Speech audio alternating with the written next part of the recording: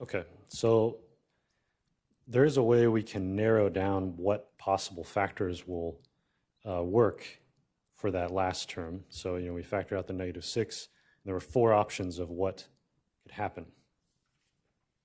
Just look back at this a little bit. So we got these 4 different possibilities for the number term of the factors.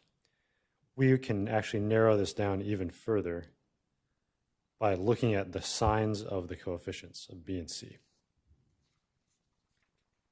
So these are called the sign rules.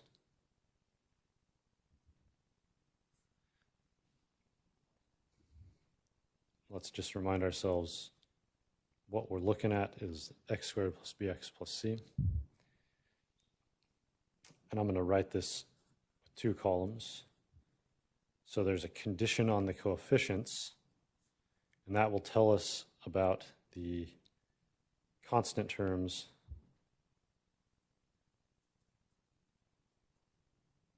of the factors, the number part. Okay, so 1, if C and B are both positive, well, so that will mean that they have to be, that our constant terms have to be able to multiply to a positive and add up to a positive. So that will mean they have to both be positive.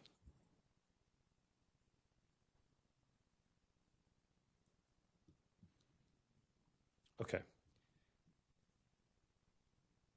However, if the last term, the C, is positive, but B is negative, well, that means they're numbers that multiply to a positive but add up to a negative.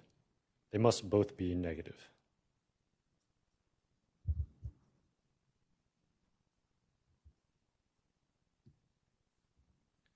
Okay, 3.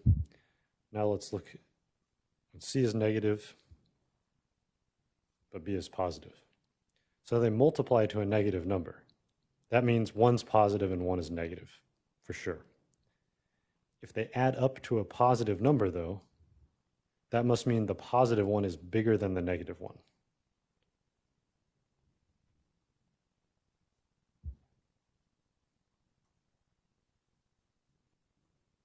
Okay. So we get a positive and a negative, and then the positive one is the larger factor, or the larger constant. All right, if C is less than 0, so again, one's got to be positive and one's got to be negative. But now B is also negative, so they multiply to a negative but add up to a negative also. That means the negative factor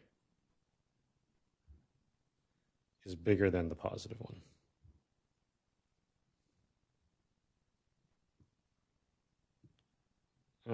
Okay. So this can actually help us narrow down our search for those constant terms. Let's take a look at an example here. So let's try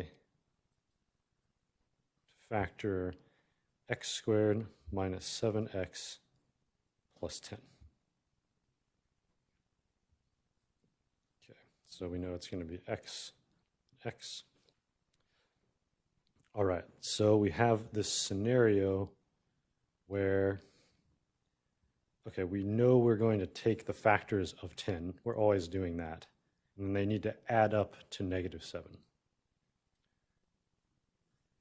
Now, what we can tell from the sign rules is, okay, C is positive, so it's either rule 1 or 2, but B is negative.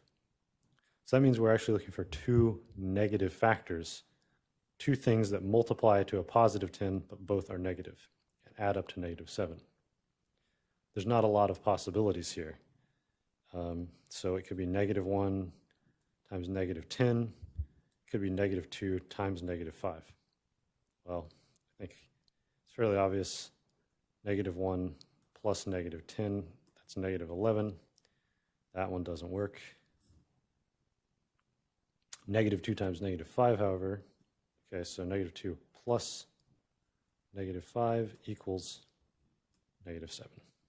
that's our constant terms. So we got a -2, a -5.